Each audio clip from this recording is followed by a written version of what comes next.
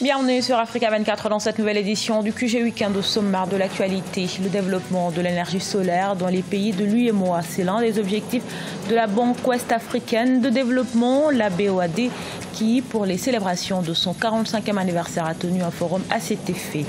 Au Sénégal, le plan Sénégal émergent lancé en 2014 commence à porter ses fruits. La croissance devrait se situer au-dessous de 6% en 2018 pour la 5e année consécutive et l'inflation maîtrisée en dessous de 3%.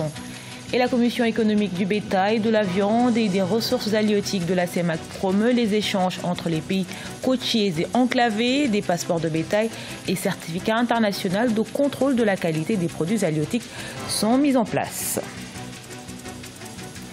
1300 projets financés pour à peu près 5500 milliards de francs CFA. Ce sont là quelques réalisations de la Banque ouest africaine de développement en 45 ans. Pour cette 45e anniversaire, la BOAD a organisé un forum ces 14 et 15 novembre dans la capitale togolaise. Un événement qui a mis en lumière le défi de l'énergie solaire en Afrique. Reportage à Lomé de notre correspondante Emefa Kofi. La Banque ouest-africaine de développement s'implique davantage dans le financement de projets liés à l'énergie solaire. Une résolution engagée au terme de 2 jours de réflexion à Lomé, la capitale togolaise. Faire décoller et développer l'économie du solaire en Afrique, la mobilisation des ressources, comment mettre en place un centre régional d'incubateurs en énergie solaire sont entre autres discussions qui ont meublé le forum. Notre plan stratégique qui a commencé en 2015 et qui va prendre fin en 2019 et le nouveau plan stratégique qui est en cours d'élaboration, eh bien, vont certainement mettre l'accent sur les énergies renouvelables et poursuivre, n'est-ce pas, le financement du secteur de l'électricité d'une manière générale, mais en mettant l'accent sur les énergies renouvelables. Entre 100 et 150 milliards de francs CFA sont prévus chaque année pour la promotion des énergies renouvelables, dont le solaire. Pour la BOAD, le défi est surtout de trouver des projets innovants à financer au sein de l'UEMOA. 45 ans pour nous, c'est déjà 1300 projets financés pour à peu près 5500 milliards de francs CFA. La question climatique est devenue une nouvelle préoccupation qu'il faut intégrer maintenant dans nos actions. Le forum de la BOAD sur l'énergie solaire a par ailleurs été marqué par la remise du prix d'excellence au concours Start-up et de la meilleure photographie sur les projets financés par la Banque en Afrique. La BOAD est la Banque régionale de financement de l'Union économique et monétaire ouest-africaine qui comprend le Togo, le Bénin, la Côte d'Ivoire, la Guinée-Bissau, le Sénégal et le Mali, avec un taux de croissance de 6,5% en moyenne. Lancé en 2014, le plan Sénégal émergent ambitionne de porter le taux de croissance du PIB réel au moins à 7% à moyen terme, un objectif réalisable selon le Fonds monétaire international. Toutefois, selon le FMI, la réalisation des cibles budgétaires à fin décembre 2018 nécessitera des efforts importants. Siamlo Victoria Sedji. Dans le cadre de la mise en œuvre du plan Sénégal émergent à l'horizon 2035, le gouvernement sénégalais s'est engagé dans un vaste projet de réforme macroéconomique soutenu par le Fonds monétaire international. En 2018, la croissance devrait dépasser les 6% pour la 5e année consécutive selon l'institution. La mise en œuvre du programme au premier semestre de 2018 a été globalement satisfaisante, mais la réalisation des cibles budgétaires à fin décembre nécessitera des efforts importants étant donné la moins-value constatée sur les recettes intérieures à fin septembre 2018. Le Fonds monétaire international s'est également prononcé sur la mise en œuvre de la loi de finances 2019 actuellement en projet, lequel devrait favoriser le repli du déficit budgétaire à 3% du PIB et la maîtrise de l'inflation à moins 3%. Un exploit qu'attendent de voir se concrétiser plusieurs économistes. Et avec ce nouveau gouvernement, nous voyons la construction d'un train express régional. Nous voyons cette autoroute qu'on a vu qu'on est en train encore d'augmenter. Nous voyons donc de gros investissements qui sont là. Ce n'est pas la croissance. La croissance, c'est permettre aux populations de produire, de vendre, d'avoir un revenu. La croissance, c'est aussi permettre aux populations qui sont les plus exclus de voir le niveau de vie sociale s'améliorer. Le plan Sénégal émergent lancé en 2014 ambitionne de porter le taux de croissance du PIB réel au moins à 7% à moyen terme. Un objectif réalisable selon le FMI qui appelle l'exécutif à accélérer les réformes structurelles et encourager le développement du secteur privé, moteur de la croissance.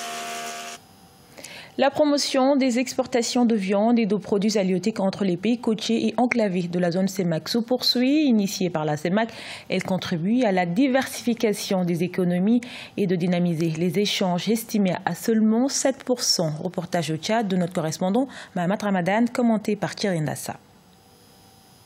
La Commission économique du bétail, de la viande et des ressources halieutiques de la CEMAC veut accélérer les échanges en produits animaliers et halieutiques entre les pays côtiers et les pays enclavés de la sous-région. Pour atteindre cet objectif, la Commission a mis sur pied des passeports de bétail, de certificats internationaux de transhumance et des organes de contrôle qualité des produits halieutiques. Nous avons des pays côtiers qui produisent des produits halieutiques, mais ces produits halieutiques de poissons devraient être commercialisés au nord.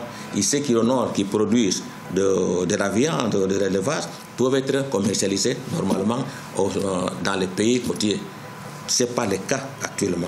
Avec les plans stratégiques, si nous obtenons 80% de production de ce secteur, donc on pouvait passer des importations qu'aujourd'hui nous avons face.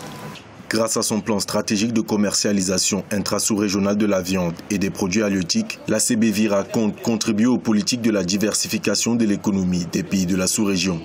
La mission de la CBVIRA avait été justement accompagner les États dans le développement harmonisé durable de ce secteur, c'est-à-dire le secteur de l'élevage, le secteur de la pêche, de l'agriculture et, comme je disais tantôt, d'échanges commerciaux entre, on peut dire, les pays côtiers et les pays sans littoral de ces produits. Pour rappel, la CBVIRA compte doubler d'ici 2020 les échanges entre les pays côtiers, principaux producteurs des ressources halieutiques, et les pays sans côte, grands producteurs de viande, jusque-là estimés seulement à environ 7%. Au Burkina Faso, les récoltes pour la campagne agro-pastorale 2018-2019 sont prometteuses en raison notamment des plus abondantes et ce, malgré la prolifération des chenilles légionnaires d'automne, ces insectes qui menacent les moissons. Reportage de notre correspondant Jean-Paul Ouedraogo. Avec une pluviométrie des plus satisfaisantes, le Burkina Faso enregistre pour la période 2018-2019 une campagne agricole satisfaisante. Et en attendant la fin des récoltes, ces résultats pour les autorités sont à mettre à l'actif des efforts combinés des acteurs du secteur, mais aussi de la vulgarisation des semences de qualité. La campagne agricole 2018-2019 s'achève sous de meilleurs auspices. Je tiens à féliciter les techniciens du département pour la vulgarisation continue des bonnes pratiques agricoles. Je les exhorte à maintenir le cap pour l'atteinte des objectifs de production de la campagne agricole de saison sèche. En dépit des menaces de la chenille légionnaire d'automne et de quelques pertes occasionnées par les inondations dans la région du Sourou, les prévisions restent bonnes. Sur 5 800 000 tonnes de céréales attendues, 4 957 000 tonnes ont été récoltées, soit une hausse de 21% comparativement à l'année précédente. Après le bilan de la campagne, il y a le problème de la conservation, de la transformation, qui sont des problèmes qu'il faut vraiment tenir compte, le problème de la gestion post-récolte aussi, parce que les paysans perdent beaucoup de quantités énormes de leur production lors de ces récoltes-là également. Parce qu'ils n'ont pas des moyens, des outils par exemple pour décortiquer le maïs, etc. La campagne, pour rappel, a vu l'attachement des autorités à un encadrement agricole de proximité.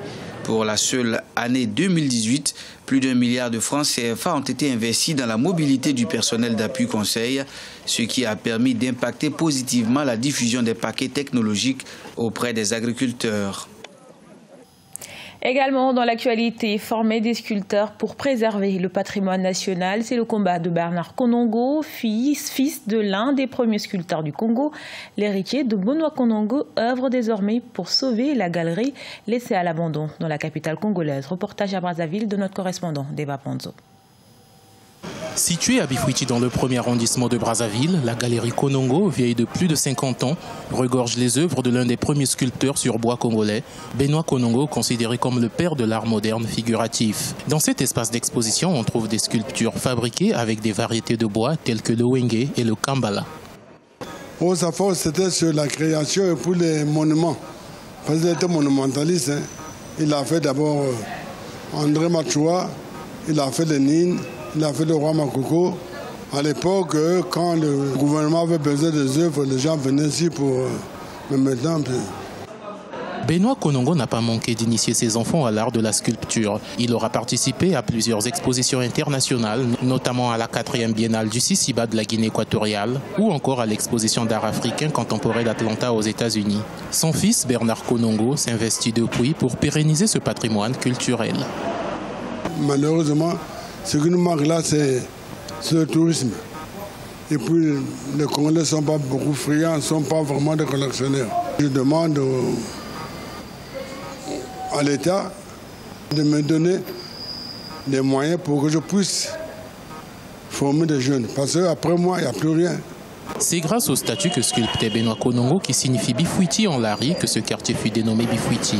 Ce giratoire devrait bientôt porter son nom. Benoît Konongo, méconnu des Congolais, est décédé en 2007 à l'âge de 94 ans. Ce journal a été réalisé par l'ensemble de la rédaction. Merci pour votre fidélité. Retrouvez dans un instant une nouvelle édition de l'actualité sur Africa 24.